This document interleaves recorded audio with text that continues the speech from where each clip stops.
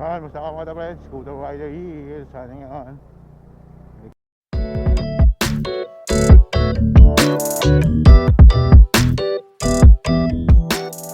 quick errand na ang gagawin. At bukas na tayo. Yan, binalik ko yung metal housing o aluminium housing ng i-action camera ko kasi sira na yung waterproof casing. So ang sunny day ano lang siya, option muna sa ngayon.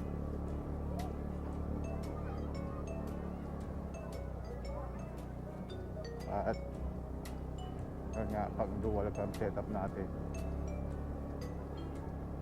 kasi yung mismong housing din niya may crack na rin. O pag may extra budget, bibili tayo talaga ng waterproof housing na ito. Okay pa naman siya pang dual cam. Pwede rin siyang backup camera. Ayan.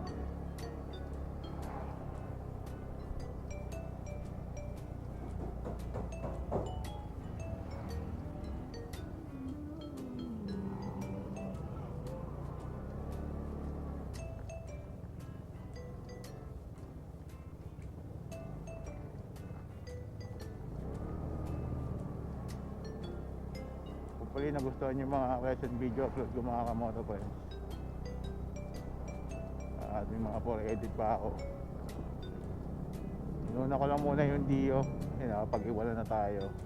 Comparison lang yun ng Indian version na FI.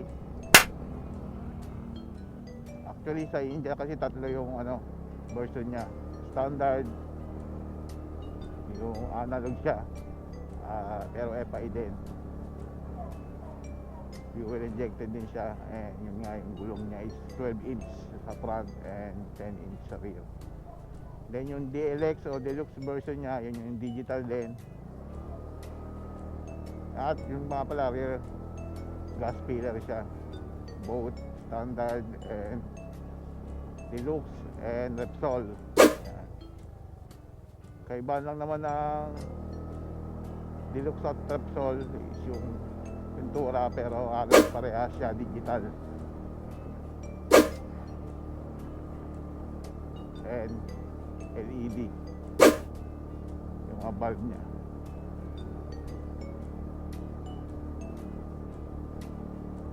Yung standard is halogen. So sa Pilipinas minodify nila from standard version ng India, it is halogen, ginawa niyang LED pero analog panel pa rin. Then yung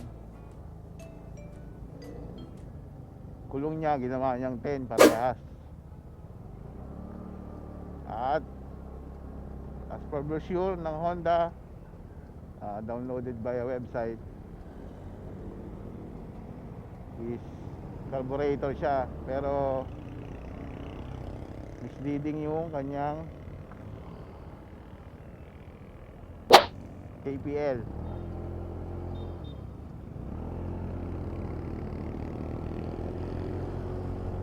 Kasi 58.3 KPL nya.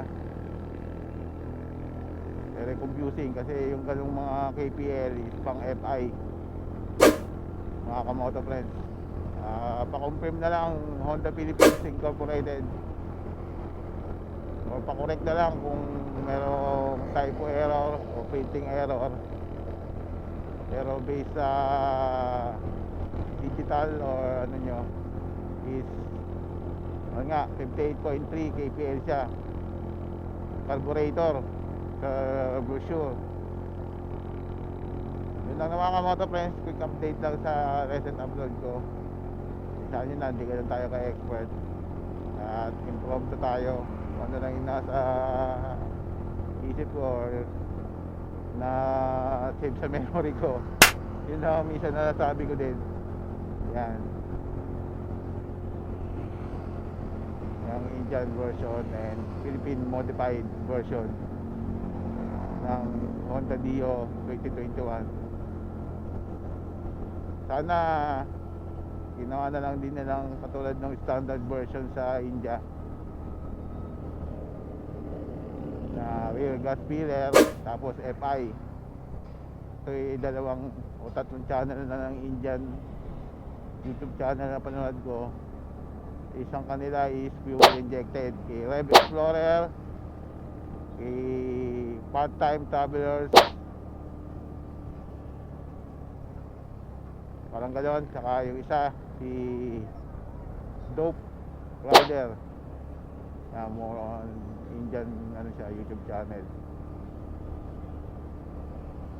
Pakumpirm na lang Honda at siguro hanggang dito na lang mga KaMotoFriends. At may ayusin lang akong quick errands.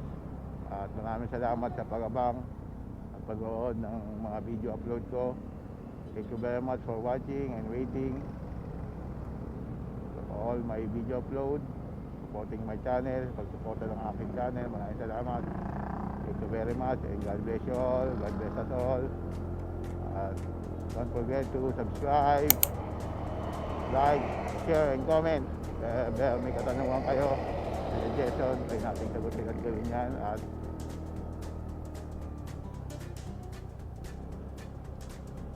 don't forget to click the bell notification icon para updated kayo sa mga video upload ko, o my YouTube video upload and community post, shout out and giveaway soon hopefully. So sana may mag-sponsor ng giveaway, helmet giveaway ko. And good vibes and chill lang tayo mga KaMotoFriends. At stay home or stay safe, stay home, stay healthy, stay clean. Pray always na maging okay na ang lahat. Good vibes and chill lang tayo mga KaMotoFriends at magbaon ng mahabang pasensya at malawang na pangunawa pang araw na biyahe ng ating buhay. Ride and drive responsibly. This scooter rider here inside. Peace out and see you on my next video upload. Bada bing bada boom.